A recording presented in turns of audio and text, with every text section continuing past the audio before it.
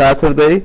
And by the way, we are broadcasting this live, so in the next sessions, if you're not able to come to the session here, you can watch this from your home. So we can't use too many foul language while we are broadcasted live, so we have to be careful.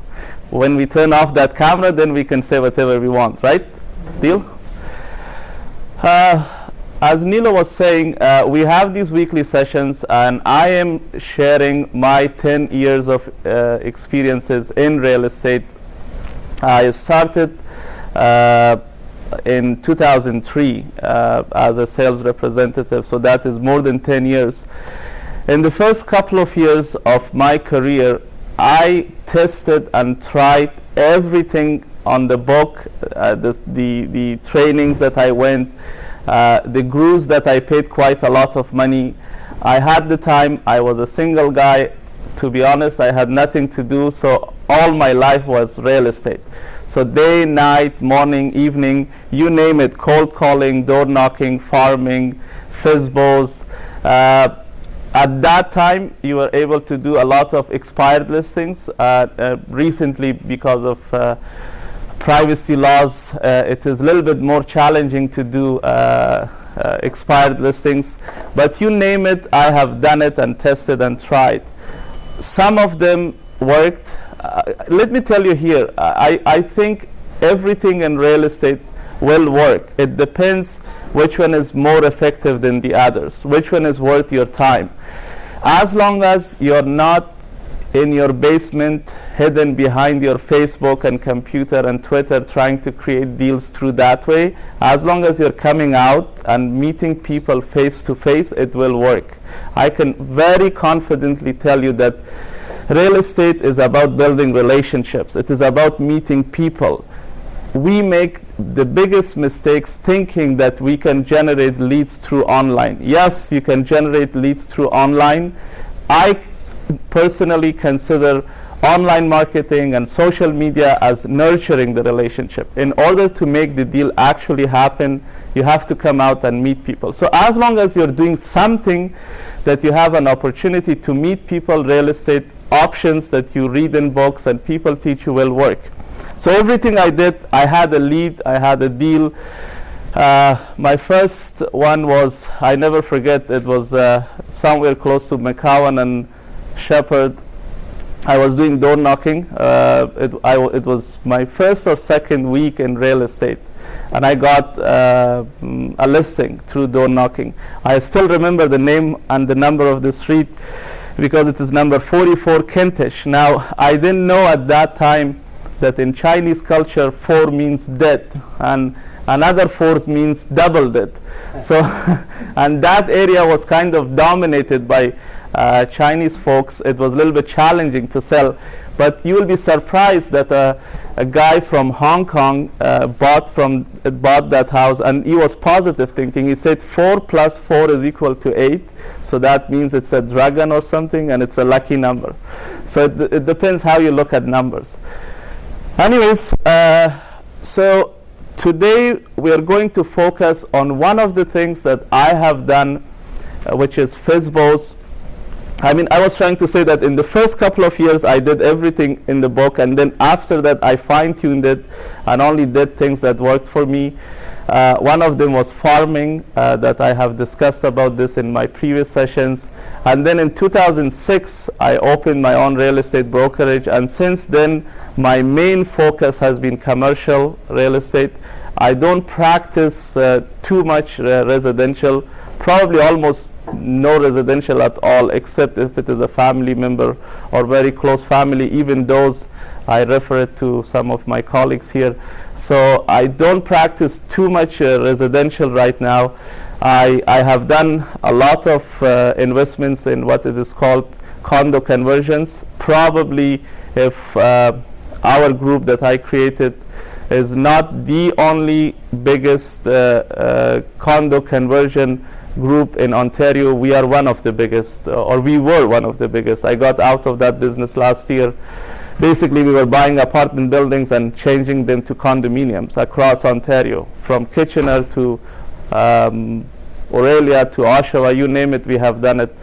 Recently, I'm involved mainly in office buildings. Anyways, to cut the story short, I'm not right now practicing this, but I have done this.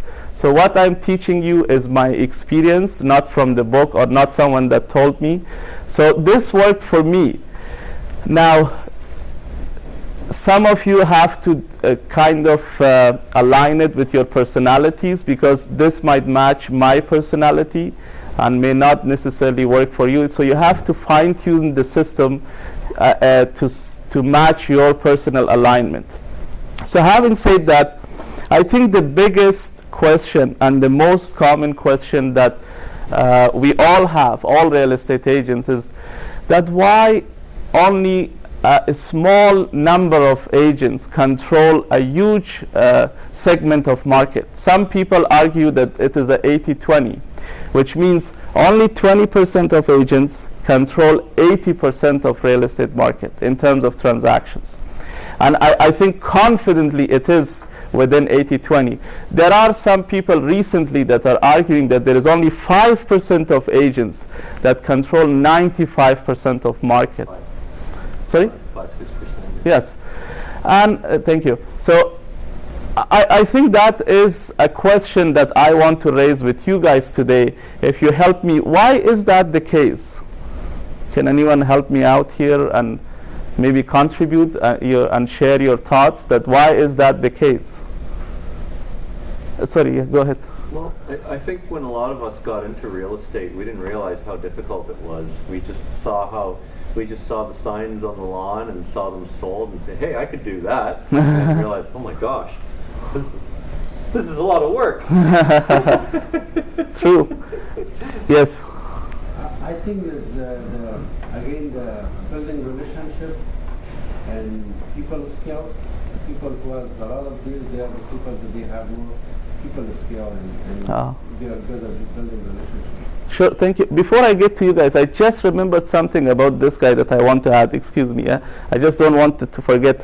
One of the problems in our industry is that no one is here to teach us how to run real estate as a business. That is the biggest problem, unfortunately. OREA tells you all the technical, all the legal, and makes it such a big deal that RICO is the king of the world and you should be all the time scared. And that is true. I'm not going to say anything about that. But the problem is no one is holding our hand to say, you have to run the business in this way. The brokerages 20 years ago, because the splits were so high, they could afford to train you, hold your hand. And there were some nice people in some offices that were successful, and they were with you, and they were training you and mentoring you. Unfortunately, I mean, for example, in British Columbia, there is a whole session when you go to school, there is a whole session that teaches you how to market yourself, how to brand yourself, how to run real estate as a business. I don't know, as a group or as a larger industry in real estate, what we can do about this, that OREA changes their mindset from being too technical. And I mean, for example, in phase 2, we all learn how to measure lands. I have been 10 years in this business. I never have used that knowledge to measure lands and measure lots. I mean, there are professionals that do this. I mean, I'm not saying that I should not have the knowledge of it, but there is so much focus on technical aspect of this business that there is no opportunity to learn how to market and brand yourself. I think that is one of the biggest problems, just to add to your point, that we enter in this business with little or no background of business or marketing or sales, and then we don't know what to do. We think by just printing our business cards and printing our signs, we will be successful. Anyways, so sorry, go ahead. I was going to say the same thing. If you run a business, and you know how to run a business, a right. successful business, you can become very successful in this business. So yes, you know, it's like playing a game of pool. Yeah. You don't play pool. If you play with a shark who knows that runs everything, you know, knows how to play, puts position and everything else on the ball, you're going to learn that game inside and out. You'll be one of the best players. So if you hang out with people that are really successful in this business and they show you everything that they know and give it to you, most people won't do this. But if that's the case, you're going to become number one in the business, in the industry. But you got to follow the steps like they did.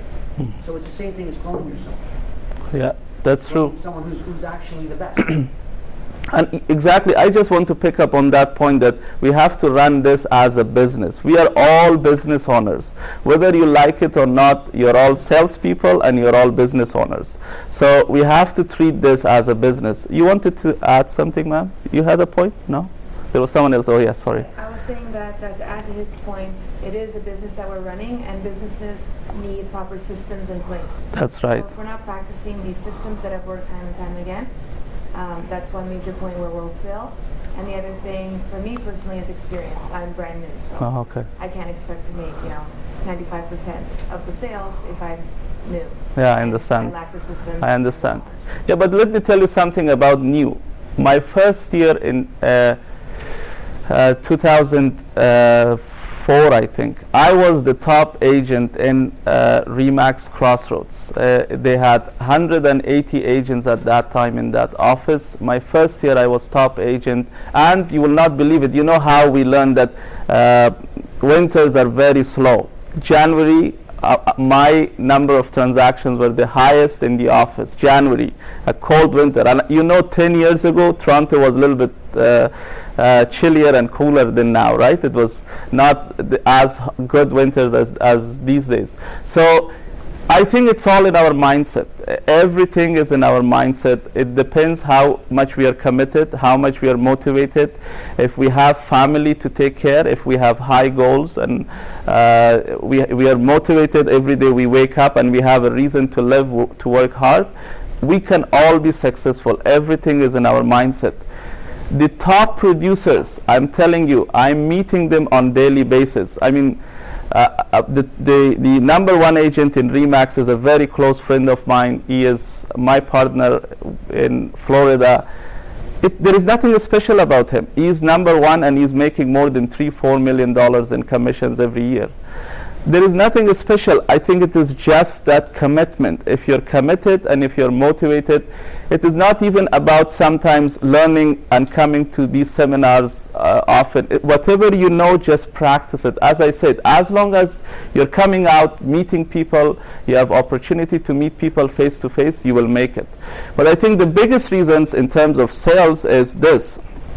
And this slide summarizes the whole presentation today. Most of us are not in the 20% or in the top 5% because we quit. And I'm not saying this just from my experience. Let's share some of the studies that are done about sales.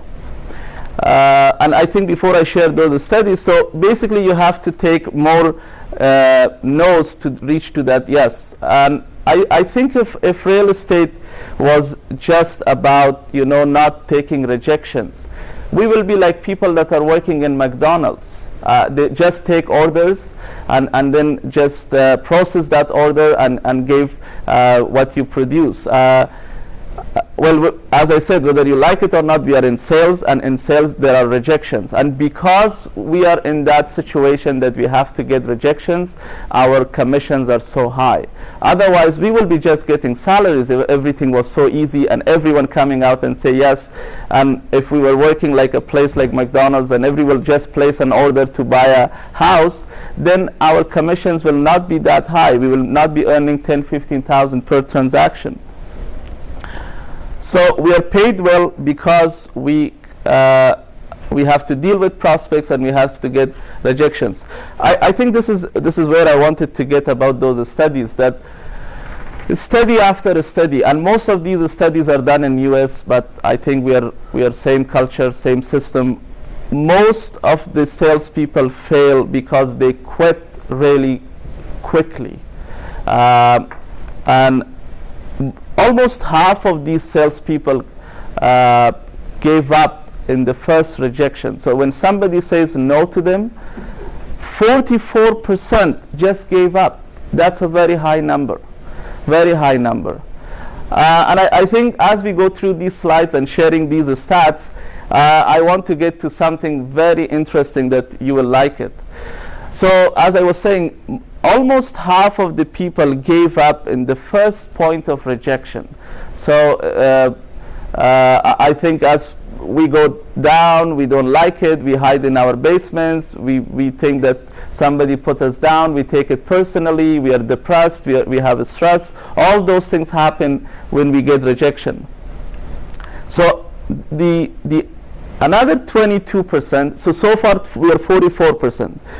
Another 22% of salespeople gave up the second time someone says no to them. Okay, and these are the studies. So that means 2/3 of salespeople quit right after the second rejection. Okay?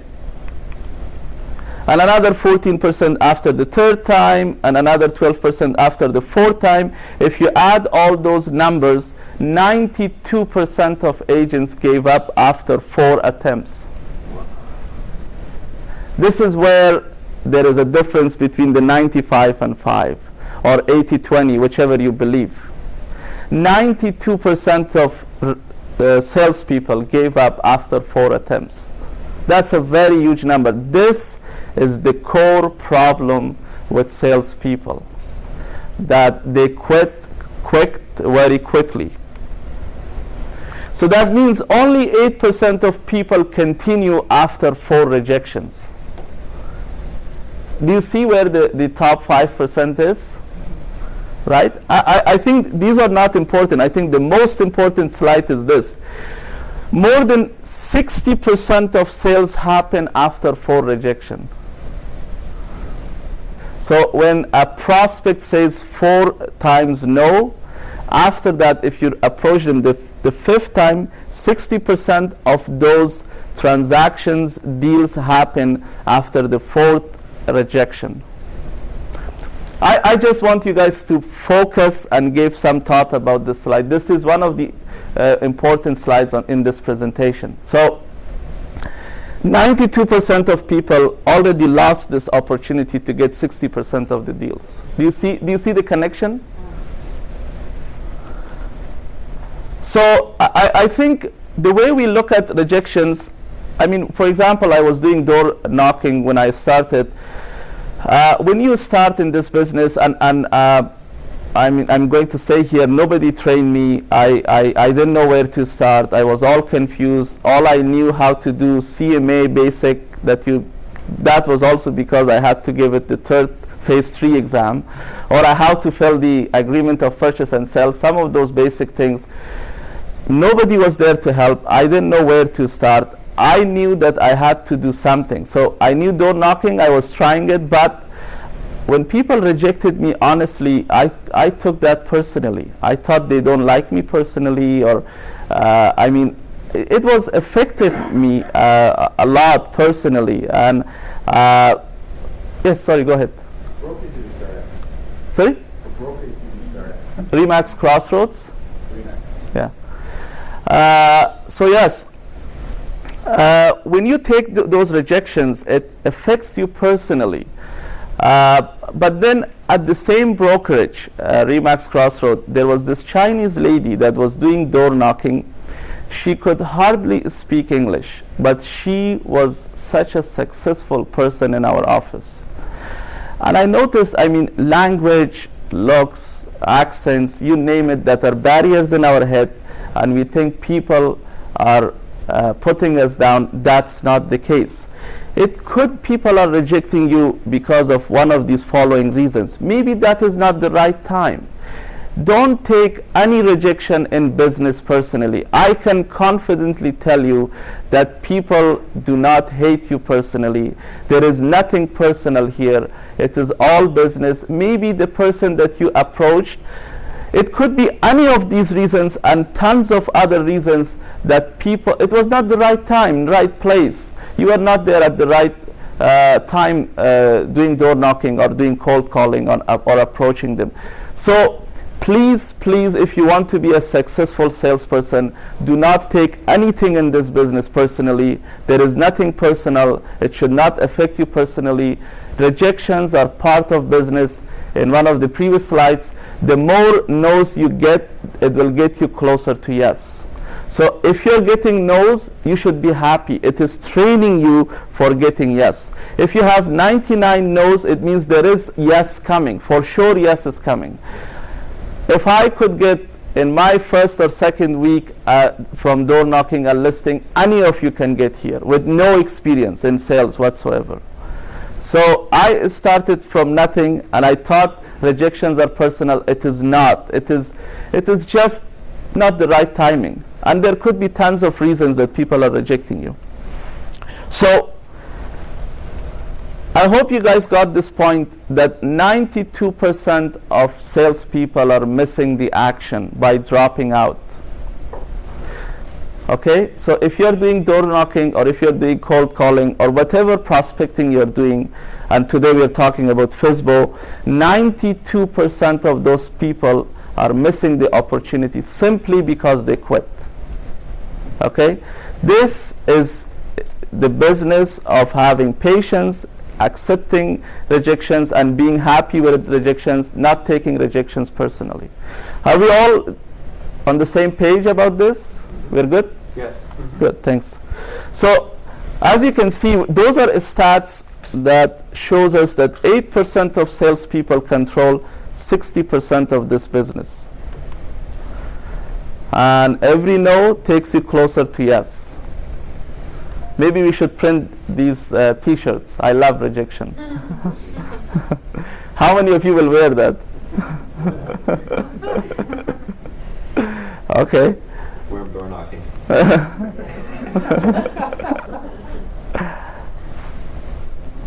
Okay, so today we are discussing about FSBOs, for sale by owners. The area that I did FSBOs was somewhere close to Kiel and Wilson area. I mean, when I started, I was working between Oakville and Oshawa and downtown Toronto, Newmarket. That was my territory because, as I said, I was trying to do everything for everybody every day. I was testing out everything, and that's why I have so much to share that throughout the year we have weekly training, and I share different aspects of this business that I have tried, and I mean, I only share the things that worked. I don't go on the negative side because we don't have the time for that. But FSBOs are one of the effective options for you. And again, if this matches your personal alignment, at the end of this session, you should be in a better position to decide whether this option matches your personal alignment, because quality of our life is more important than making money. Okay, so if it is something that you don't like, you don't enjoy, just drop this. There is tons of other options in real estate that some of you, if you're not familiar, you can go to my website, realestateandfocus.ca. These videos, by the way, are posted on weekly basis there, from investment options to tons of other prospecting options. You don't have to do this, but this could be one of the options. I emphasize, this is not just for a month or two or year or two. This is your life, this is your career. In real estate, try to specialize and focus maybe on an option or two only that matches your personal alignment. As I said, quality of our life is way more important than any kind of money. Okay, so if you enjoy doing this, then this is an option. But I think this is one of the effective options. So basically, this is where we will start talking about FSBOs, the whole system. I will give you the system, how to do it.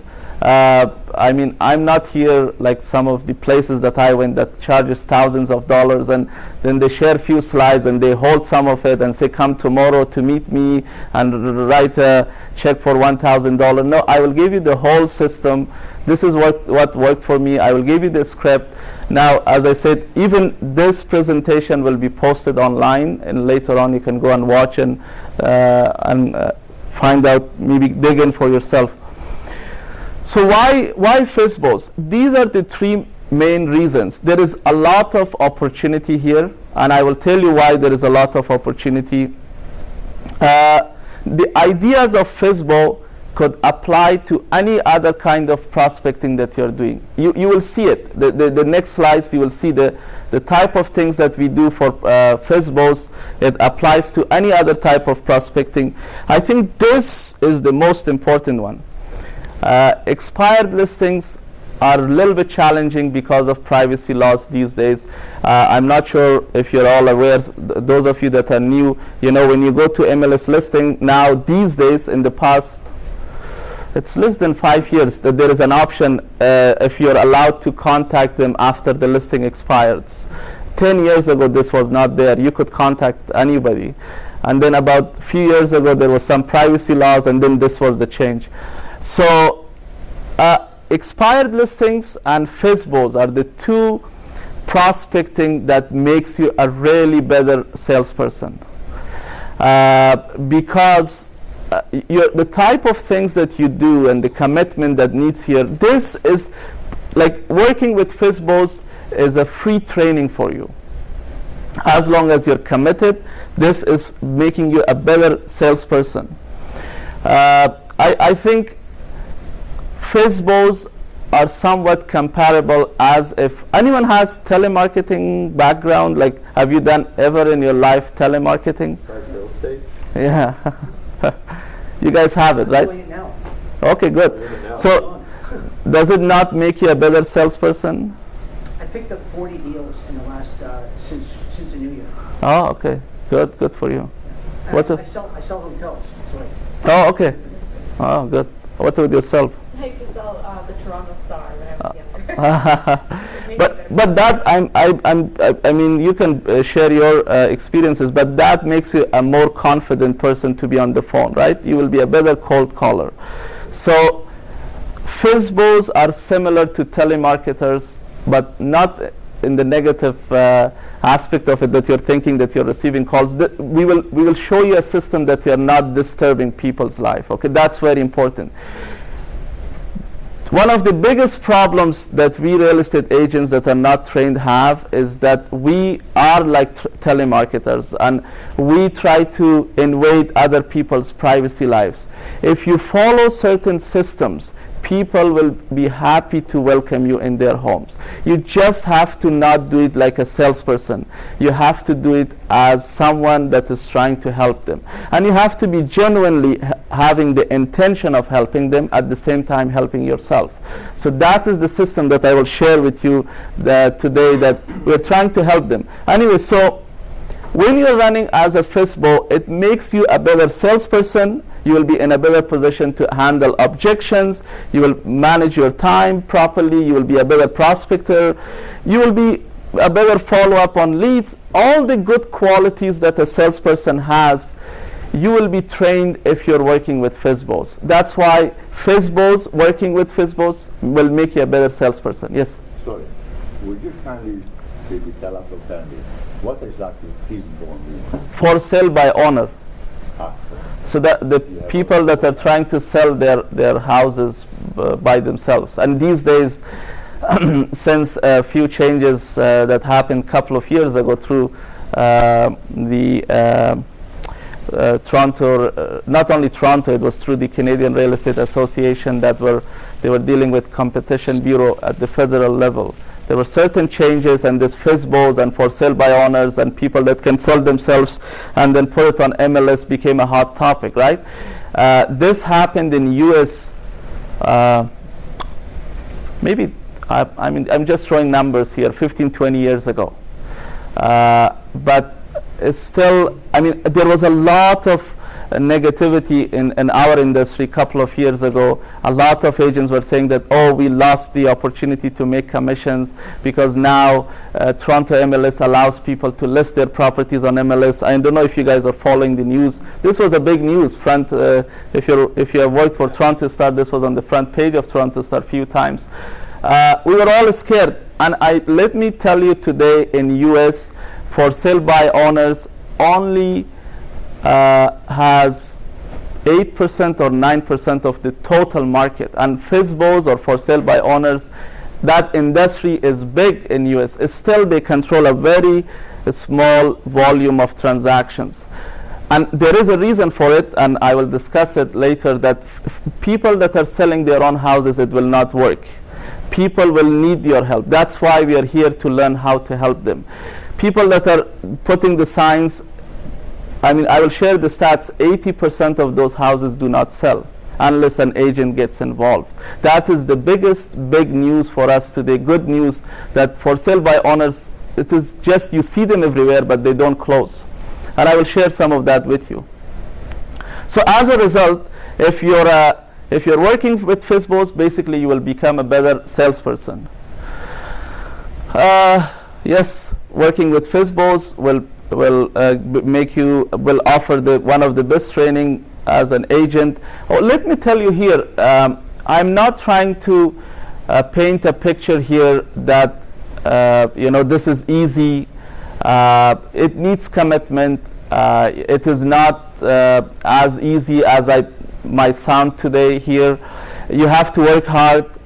But let me tell you, if you can convert 5 or 6 or 7 people from FSBOs to listing with you, that your career will be, for sure, it will be booming from that point on, because you will be such a solid and profound salesperson from that point on. You know how to handle objections, you know how to communicate, you know how to deal with people.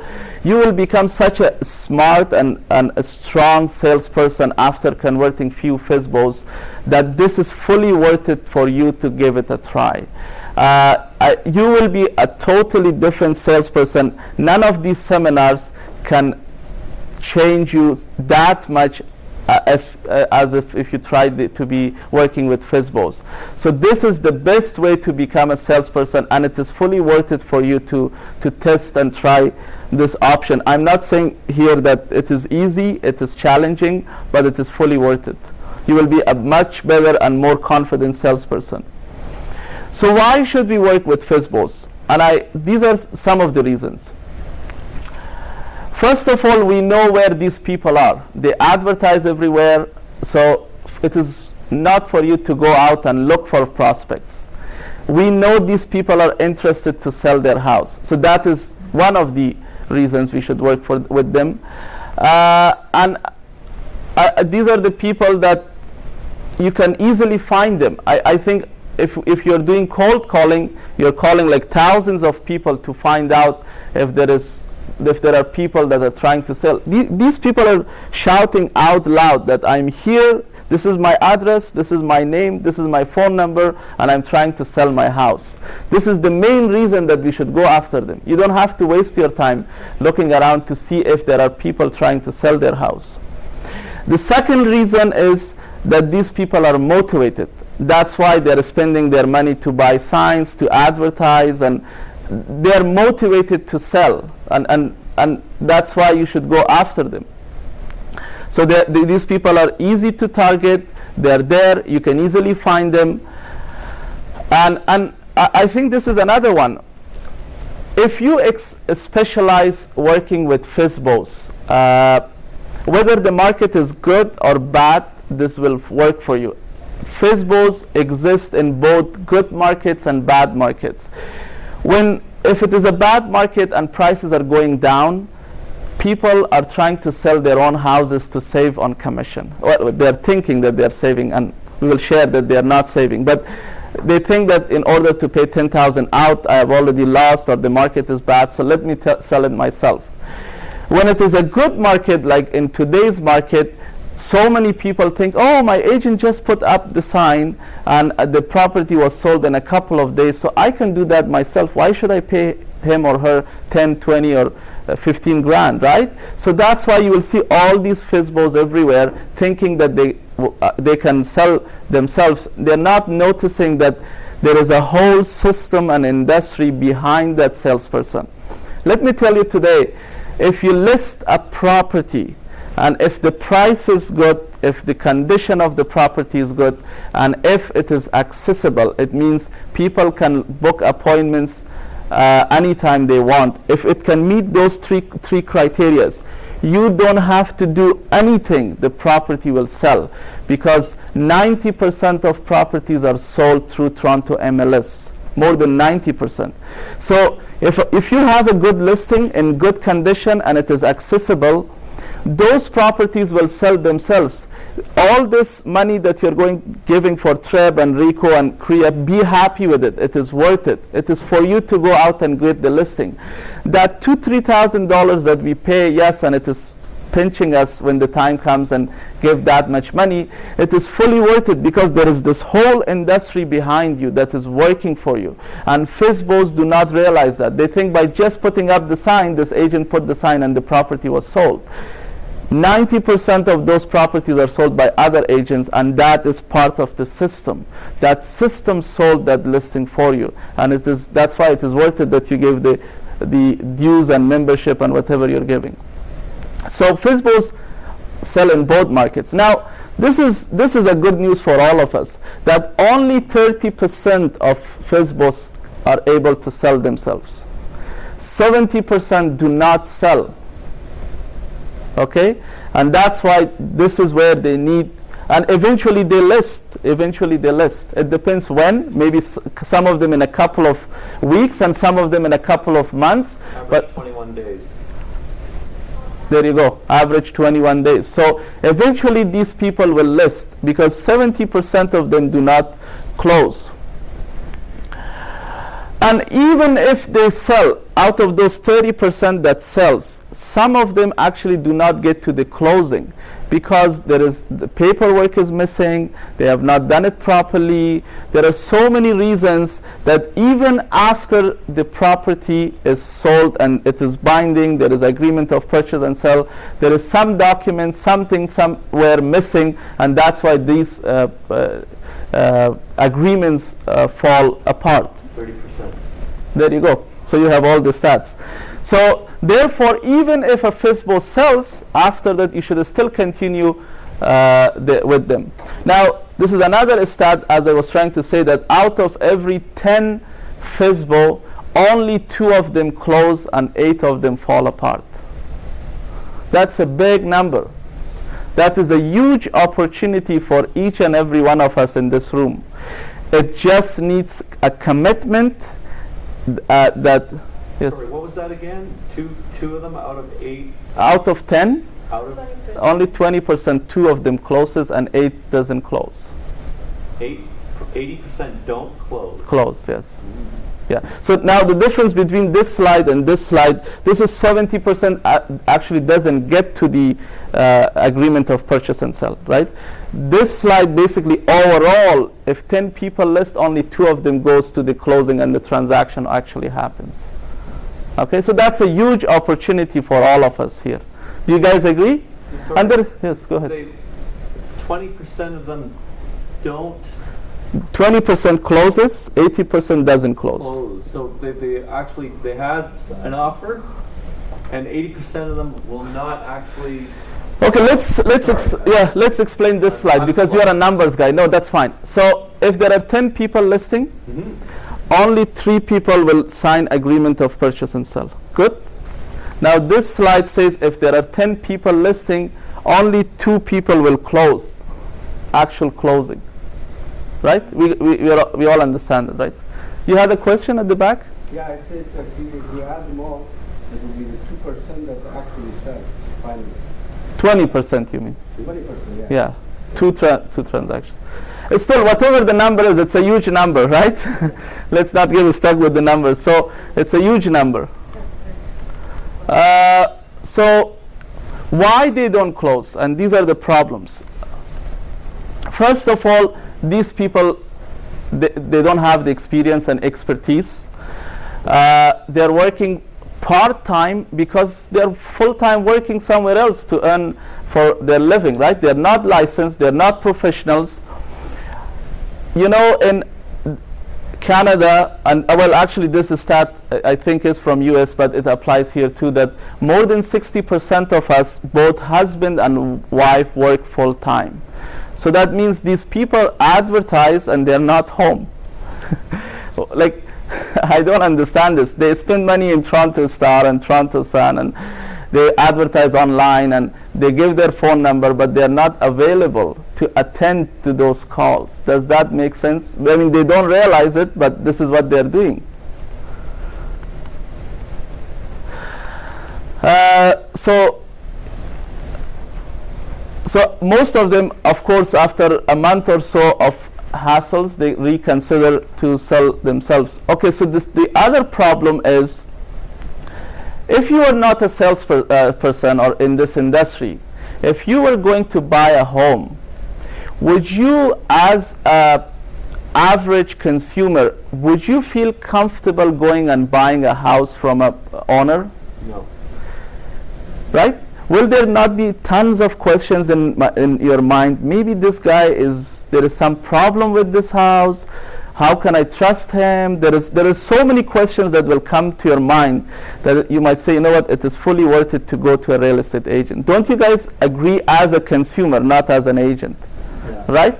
So that's why a lot of consumers do not feel comfortable. This is the problem with for sale by owners. And we have to educate them that, you know, just ask them the same question. Would you feel comfortable not buying a shoes, not buying something from Walmart, but buying $500,000 house, property, investment from somebody who is the owner, and you're the first time buyer and you have no knowledge of what is going on, and they're making you sign all these papers? Do you feel comfortable signing on all those papers without someone's advice?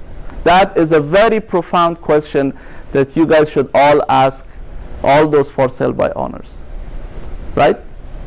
No one feels comfortable to give $20,000 or $10,000 deposit to a seller and sign on papers that they don't understand, right?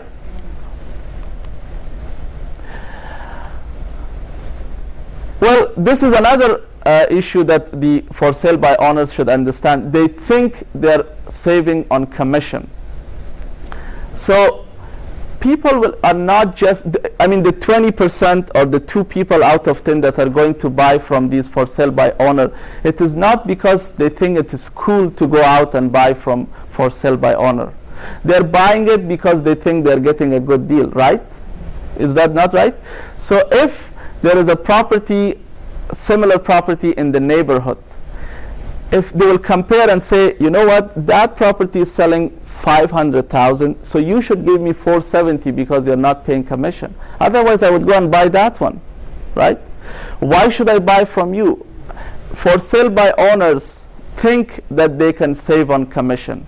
In fact, nobody is interested to buy from for sale by owner. The only reason they're interested, they think they can get a good deal and that commission is coming to the buyer. So they think they're saving, they're not saving. They're just wasting their time. It takes time for them to realize this. It is our job as a salespeople to educate them and tell them that, you know, people don't trust you, people don't feel comfortable with you, and they will not buy from you just because they like you or they think this is cool to buy from you. They buy because they want to get a deal. So you're not saving on that commission. Do you guys all agree? Yes. Yes. Okay, so there are 3 ways to find, I think, and again, these will be online, the video. I want you guys to just go a little bit deep into these issues and educate yourself, digest yourself first, and explain it to for sale by owners that it is not in their best interest to sell it themselves. It is not. They're not saving money. They're just wasting time, wasting opportunity, okay? You have a whole industry, and that's why I will be with you in 1 second. That's why when you're presenting to your clients, when you go to presentations, don't sound that you're a one-man show. Go out and show that the whole industry, 33,000, 35,000 agents are behind you. And that is true. You're not just alone in this industry. There is a whole system behind you helping you to sell that house. Okay? So it is not just your sign going out and they think, oh, I can do this myself too. There is a whole industry behind you. Okay, go ahead. Yes, you had a question? But the thing is, though, what I find about FSBOs is we have to explain this all in a way that they're right. Do you know what I mean? Yeah, I will get to the system, how to do it. You know, on the initial phone conversation could be very abrupt. Yeah, we will not call them, by the way. We are not going to call them. Okay. Let's see what we can do here. Yeah. So there are 3 ways to find them, and I think these are all obvious and common sense, and I will share it with you. Of course, I mean, you drive by and you see the sign, you read the newspaper, because these people advertise in the local community papers most of the time. I don't know, I mean, for example, in York region there is a paper called The Liberal.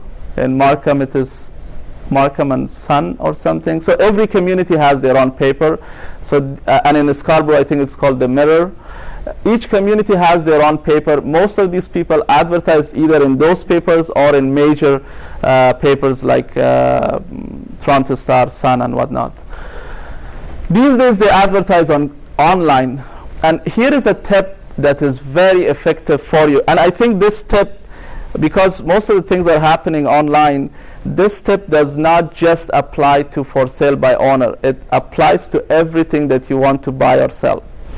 Do not contact or try not to give too much attention to people that just come to the first or second page of Google. Go to the 7th page. These people have never received a call from no one. You guys are getting the point here? These, even if you call them, even if you're a salesperson, let's say, they will still say, okay, you know what, my ad is working, somebody is calling me. People that are on the first page, they might receive a lot of call, but people are on the 10th page, they never receive calls, okay? So that's why these are the people that you should focus first. And that applies to anything that you buy. If you're buying something, try not to approach to the people that are on the first page. Go to the 10th page. They never received call from anyone, and they will give you a good deal. Okay? Yeah. Okay, so online is another place that you go. Now, this is the system that yes, go ahead. I'm surprised you say Google. Are they people placing the ads on? Oh, there is tons of for sale by owner websites. Tons of them. Yeah, so they are the website, right? Yeah. So website shows for. They give their name, their phone number, they advertise there, they give the property address, the price of the house, everything. Okay, so we go to the website of the particular service. When you punch in for sale by owner, Google will bring you websites, you name it, advertisement in papers, all the places that people advertise for sale by owner. You go to the 6, 7, 8, 9, 10 pages. Yeah.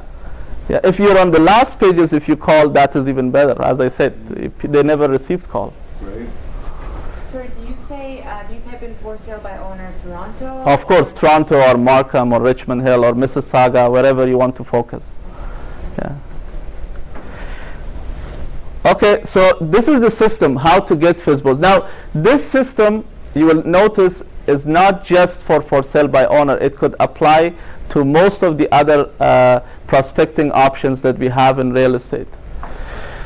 As I was trying to say, you should not sound like a salesperson. You're approaching them having the genuine intention of helping them out. Because as you can see, they need your help. They're not noticing that they need help. They think that they're saving commission.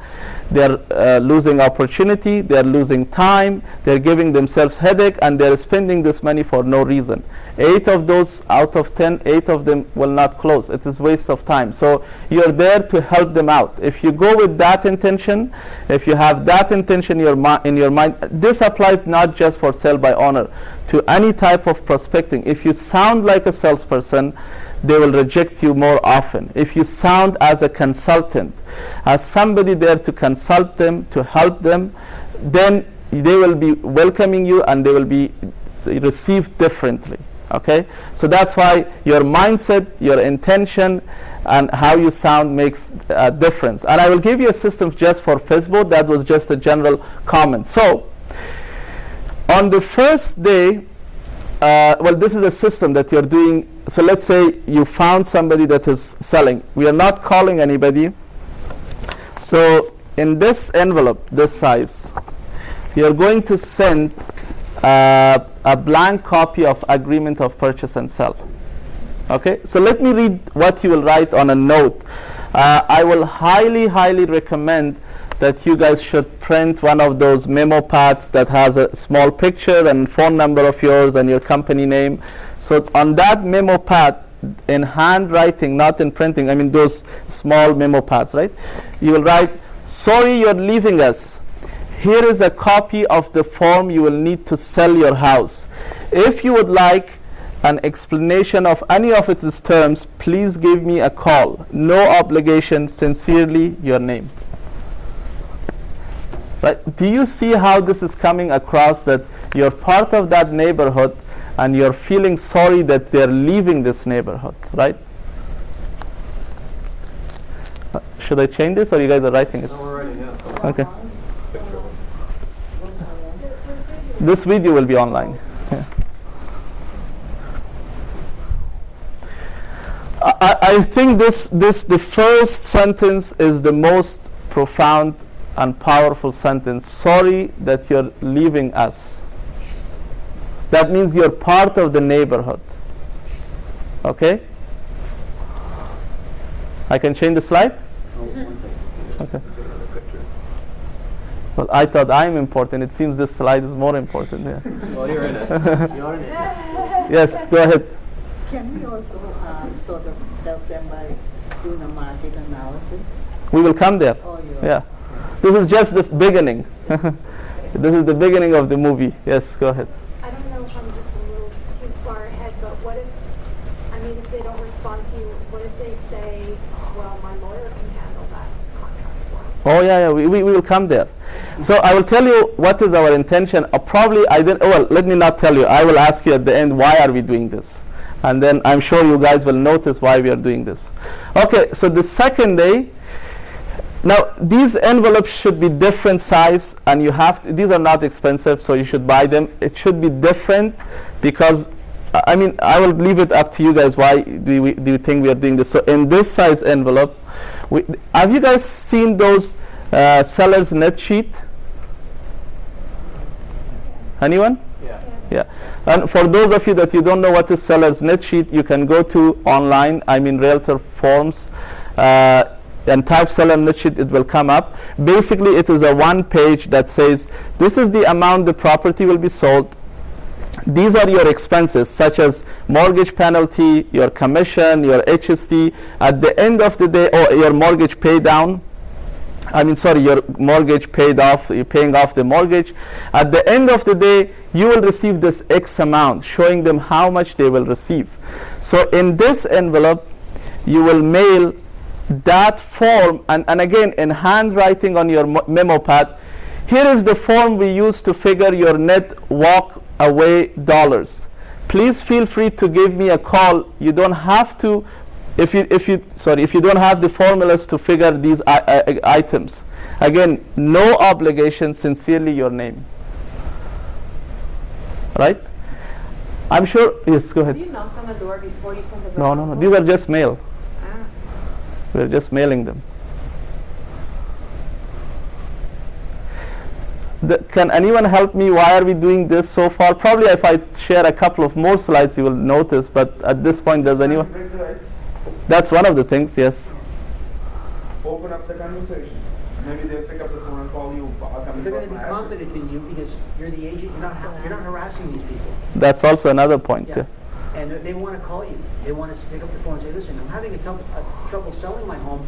What should I do? Or I need you. So could you please come to my house and you'll make an appointment to see them? Sure. Yes. Yeah. You had something to add? Yeah, I think what you're trying to do is make them think about the kinds of problems that attach to selling home private. That's exactly what I was trying to get at. Exactly.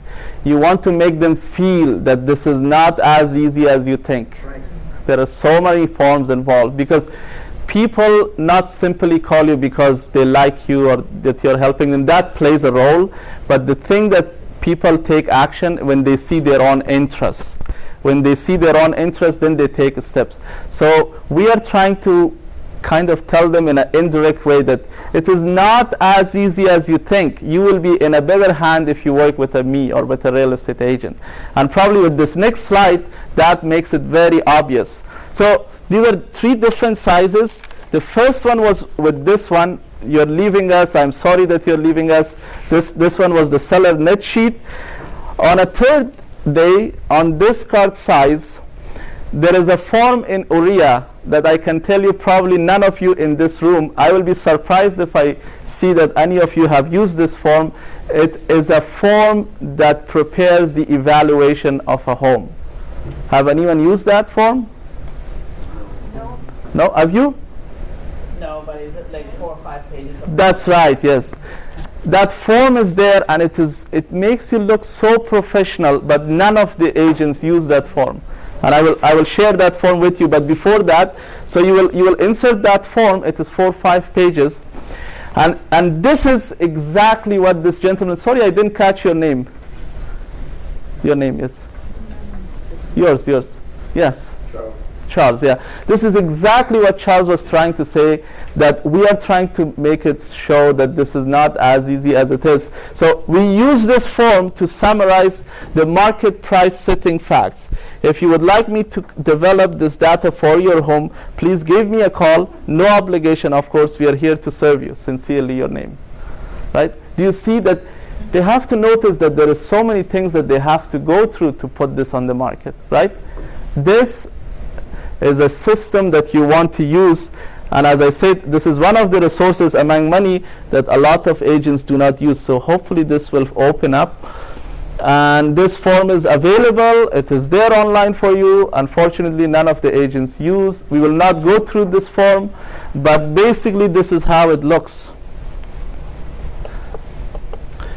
See, it sounds so big. Appraisal report. Right? So yes, so you will fill this. It has, it does everything for you. Look, I mean, even for your just general listings, if you filled this form, do you think how much they would be impressed? I can tell you 99.9999% of agents do not use this form. If you're using it, I'm not just talking about FSBOs in general. If you use this form and took it to a listing presentation, don't you think you might have a upper hand? Don't you think the prospect or the seller will look at you as more professional, that you have put some time into this? You wrote this out beforehand? When you mail this? Sorry, I'll get back to you. Yes. Yeah, it's okay. Yeah, you're mailing it in this envelope, and this form. Filled out. No, blank. These are all blank. Nothing is filled. You're just piquing their interest. Excuse me, you was first. Sorry, go ahead. Is the form number, please? Oh, okay. 700. Yeah, no problem. What else are you putting in the envelope? Business card? Oh, in each and every one of them, I think instead of business card, that's why I highly recommend that you print a memo pad, that your contact information is part of that handwriting, that you're not sounding that you're handing your business card. Do you know what I'm saying? So they still have your contact information, but on a memo pad instead of your business card. Sorry, go ahead. Excuse me. Is there a way for us to remember this class date? Yeah, it is online. It's online. If you go to realestateinfocus.ca, not only today's session, but all the sessions are online. Realestateinfocus.ca. Or you can go to homelifedreams.ca. Just take one of these brochures. The website is there. And on the right-hand side, there is my picture is there. I look a little bit more handsome than today, and you can click on that. Yeah, so yes, I'm not going to go through this form, but it's a very powerful tool that a lot of agents unfortunately don't use. Look at this form. Like, it goes into detail, like all these things that you have to compare. Very powerful tool that a lot of agents don't use it.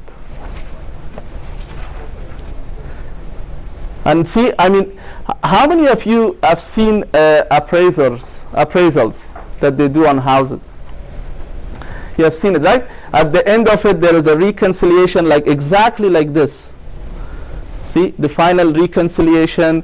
You sound so professional by just using this form in any listing. And you should, I mean, we should have all used it, and unfortunately we don't. So anyways, you will just not fill it, but put that blank one inside this, mail it to them with always with a memo pad, like with some kind of note, and this note was for this form. So far we have sent 3 blank forms in 3 different envelope sizes. Okay, so let's say if this was Monday, Tuesday, Wednesday, not all in the same day, because they have to receive it in different times. Okay, on 4th day, now we can either knock on the door or we can call, but I will give you my suggestion. I will give you all the scripts, both for knocking on the door and calling, whichever, again, it matches your personal alignment. I personally feel a lot more comfortable when I see people face to face. That is my personal alignment, to try to select the options that are more face to face. But if your personality is to call on the phone, that's fine. I will give you both the options. So let's say if you're there on the 4th day, this is, hi, I am my name with Home Life Dreams. Are you getting the forms I have been mailing to help you market your home?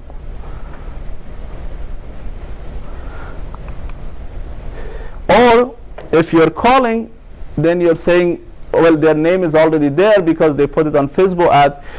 Your home is located in my core area of sales. Would you be offended if I come by to take a quick look at your home?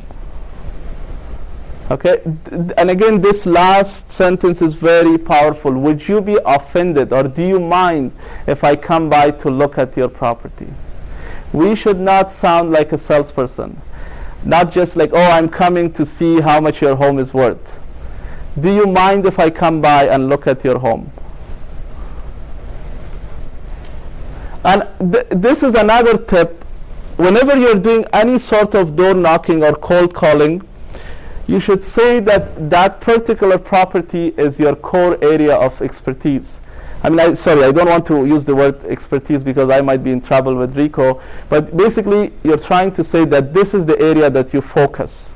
This is your baby. I mean, for example, Markham Village or Duncanman and Leslie area is your baby and your focus, and this is where you work. So you want to show that you specialize in that area. Okay? But I prefer, if there is an open house, why not just walk into open houses? Usually, most of these for sale by owners on weekends, they just miss going out to their cottage, unfortunately, on a good weather, good day like today, and they try to work hard to save on commission. They're thinking that they're saving, and they stay home to do this open house. So most of them do open house, so you have opportunity to walk into their open house.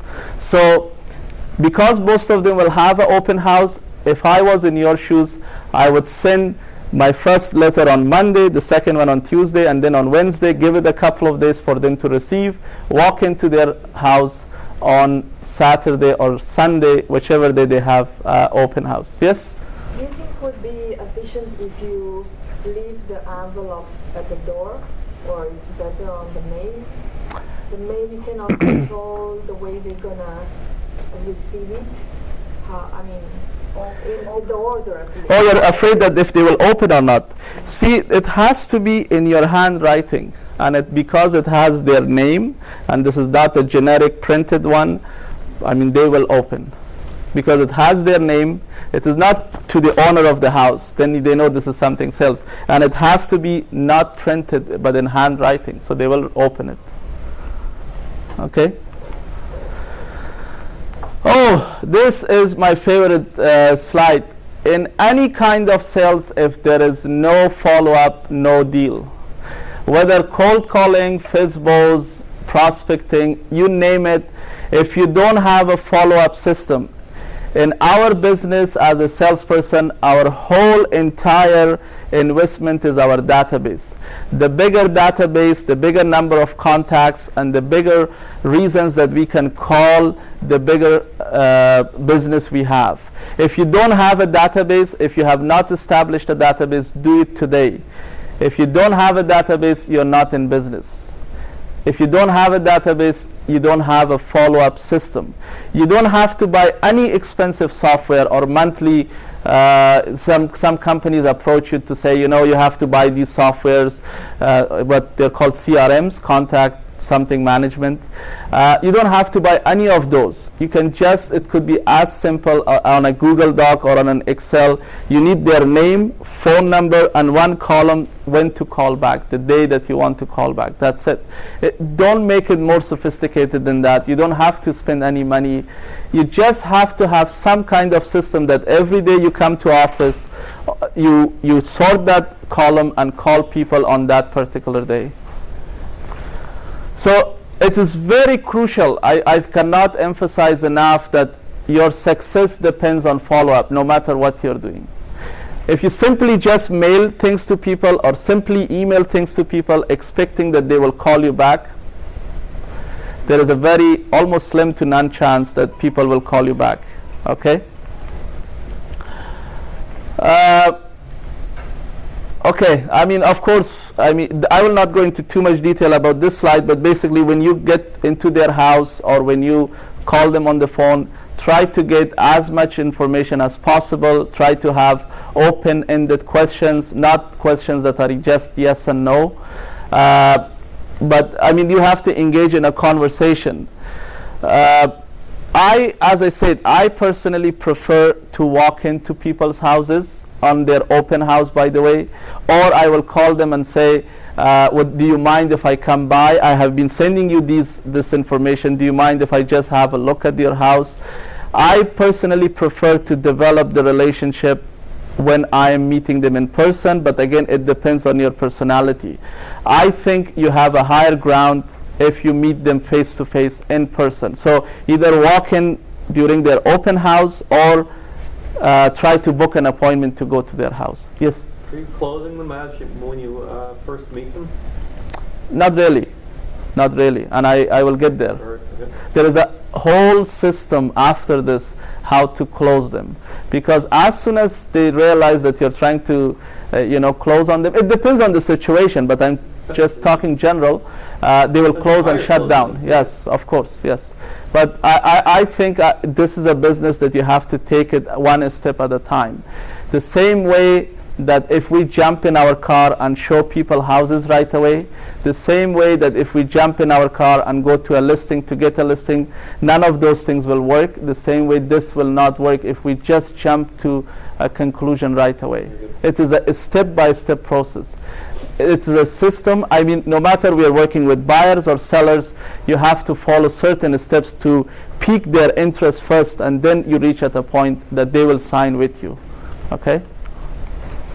And if you're walking into people's houses when they're having open house, please identify that you are the person that you sent those mails to them. Do not go there and act as if you're a buyer and just get into their house. You will not get the deal. Yes, you will get into the house, they will welcome you, but as soon as they realize you will lose trust in you, they don't want to talk to you, they want you to get out of the house as soon as possible. Okay? So you cannot do that just trying to act as if you're a buyer. No relationship can be built on mistrust. Okay? So because you have helped them so far, I think most of the people will be happy to show you their house.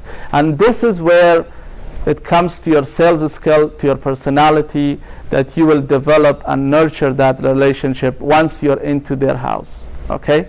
And I personally prefer to meet people face to face.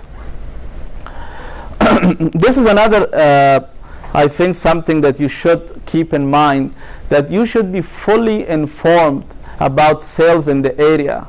If for sale by owner, if you walk in and for sale by owner says, there was a house sold across our house a couple of months ago. Do you know how much was it sold? And you say, oh, let me go back to my office and check. They say, okay, go back and don't come back.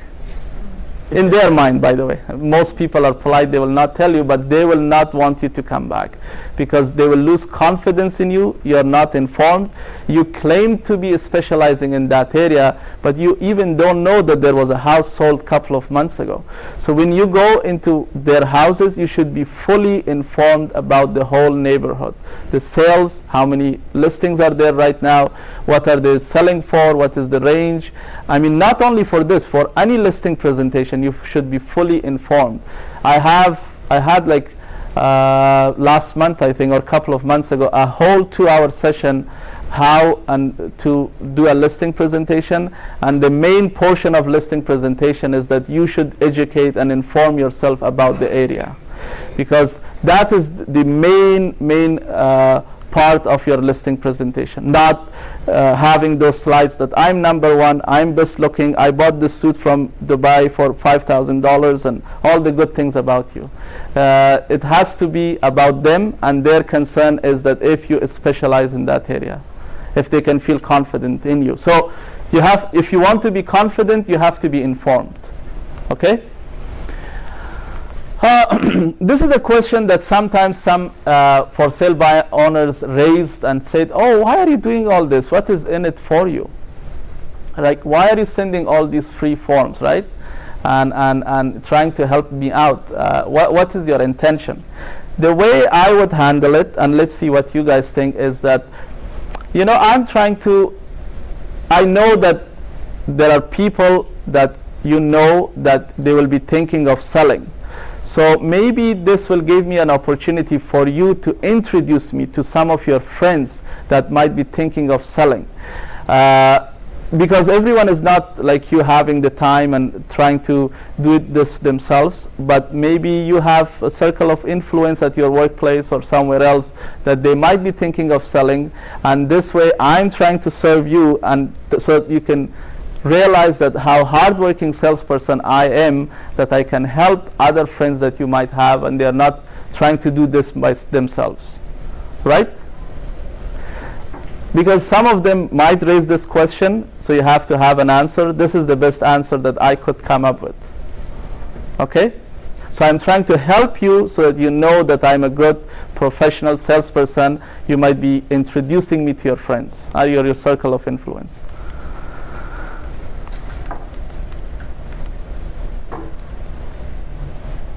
So I think this question was raised, whether should we close them right away. I think your main interest, your main intention is to pique their interest first.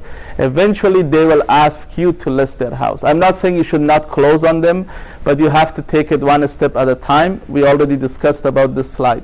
Now, there is a system that I'm not going to go in detail. It is a 2-hour session. If you're interested, the next one will be next year this time, or you can go online and watch this 2-hour about listing presentation.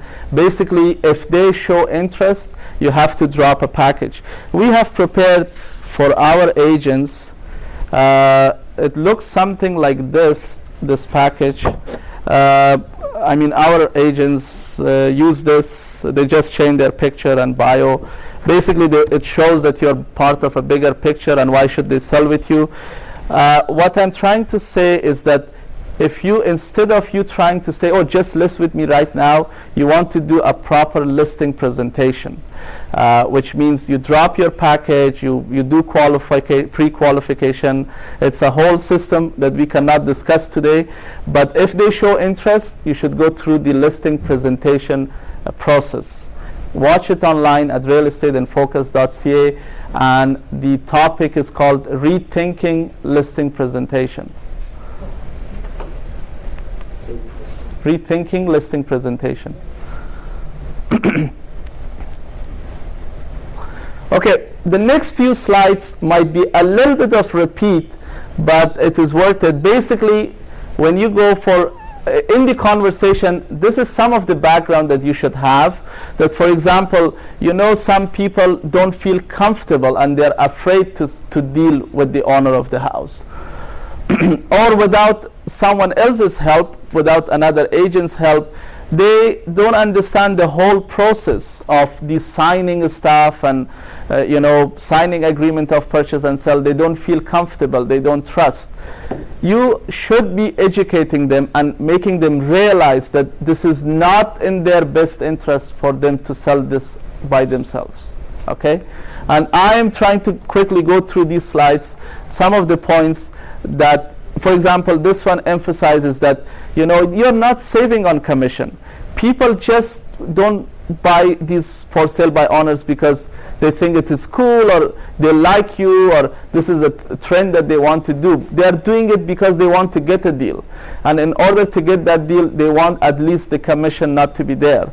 So instead of paying you $500, they will try to get at $450, and that's why you will not save on commission. So don't make that mistake. Don't fool yourself. Don't think that you can save on commission.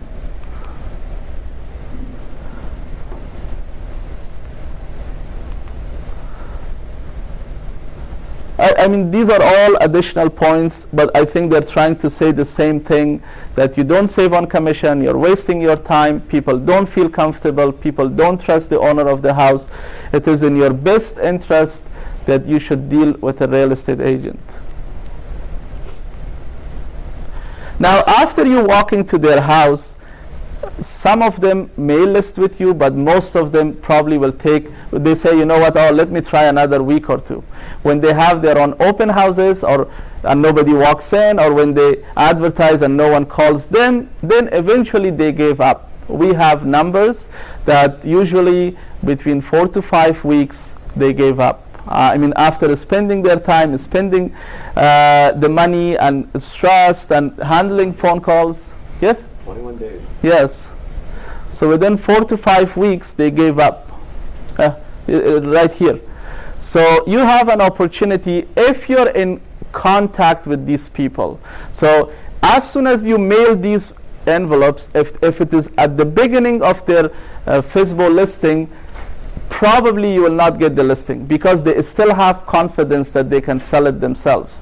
But on the 3rd, 4th, 5th week, that confidence goes down, and that is the time that they will call you. But only if you're in contact with them, only if you're doing follow-up with them. That is why you have to be follow-up is the only way this will work. By you just mailing these envelopes and expecting people to call you, I don't think so. And if they're motivated. Yes. So by you just mailing flyers to people's houses, thinking that they will call you, yes, they might, but if you want to be effectively doing those flyers, you have to either do follow-up by door knocking, or you have to do follow-up by phone calling. Okay? None of the prospecting systems work without follow-up. Let me make this very clear. If you just hide in your basement and advertise online and or advertise in community papers, expecting people to call you, they might, but it is very low number. If you want to be an effective salesperson, you have to follow up. This is part of being in sales. Follow up, follow up, follow up. No matter what you do, door knocking, phone calling, you have to have a follow-up system. Okay? Your life, your business in real estate is your database. I cannot emphasize on that enough.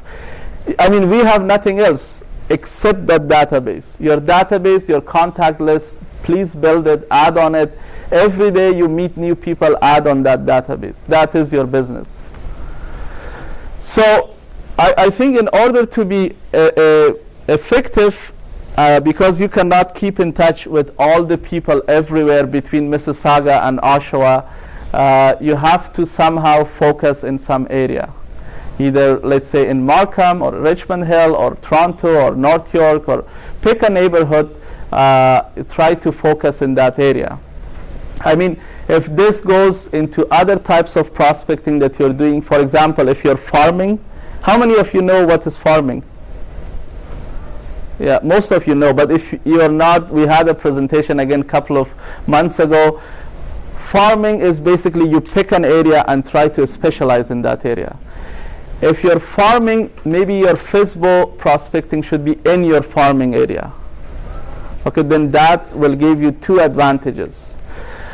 So pick an area. Do not be everywhere trying to attract all kinds of FSBOs, because it will be very challenging to keep in touch with them everywhere.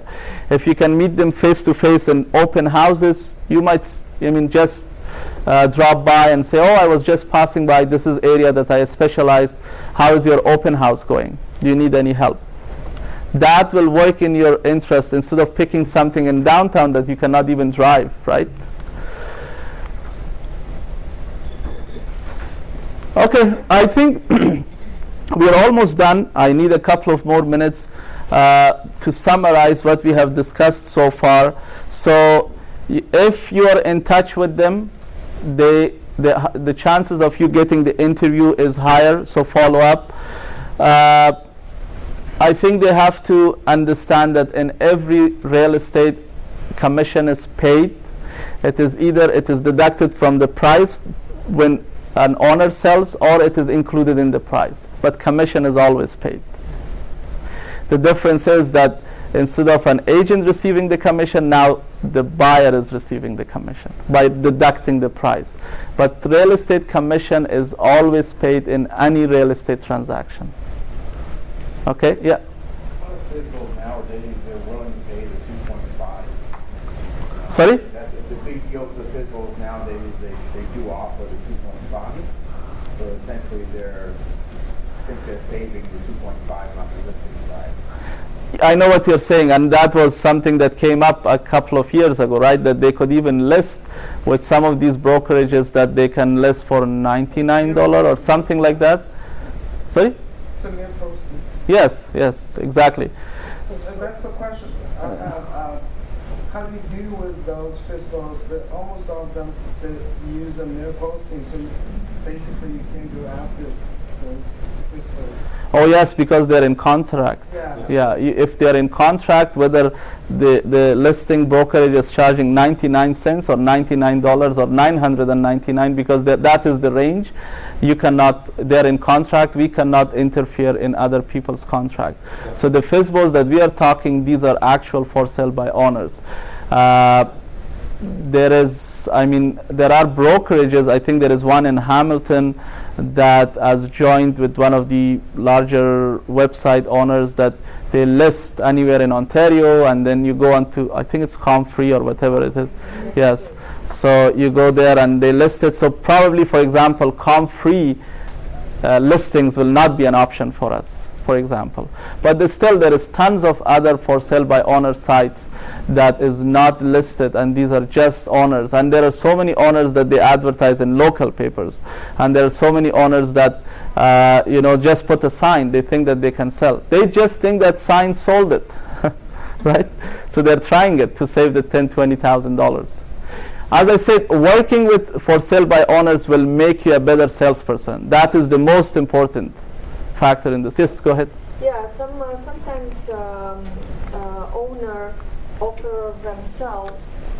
Offer some percentage to the agent, which brings a buyer. Right.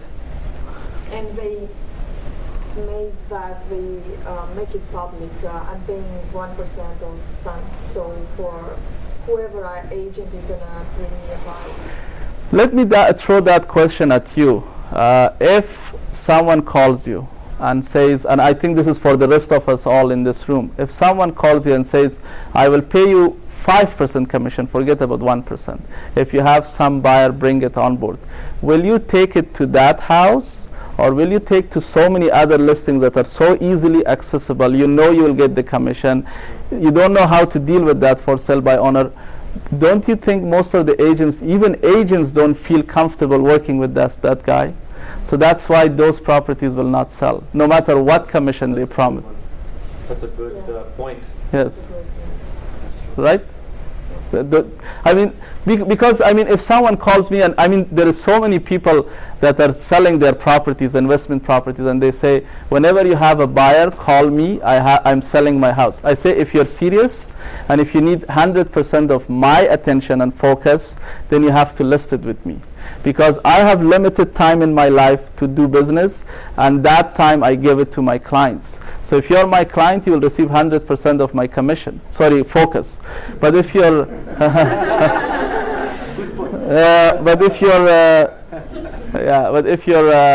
if you're not my client, I mean, I have so many other things to take care of, right? So no matter what commission you pay, you will not get my attention.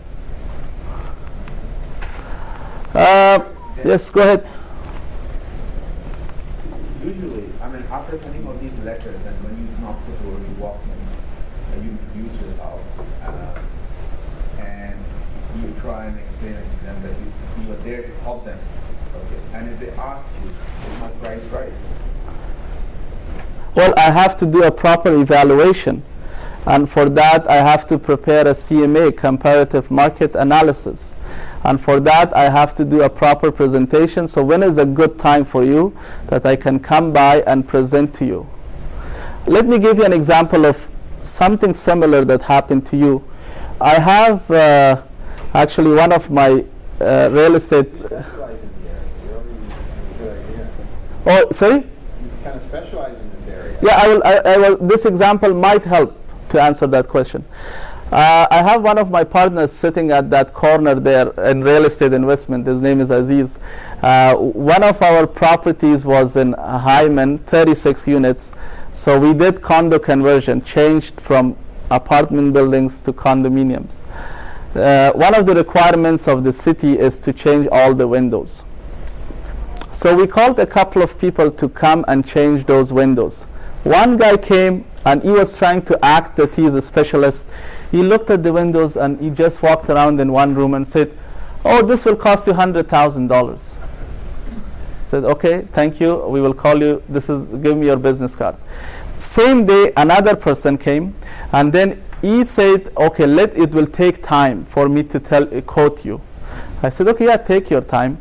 He literally opened each and every window and almost every unit and said, "Oh, this is a problem with this unit. The framing of this is more expensive. The frame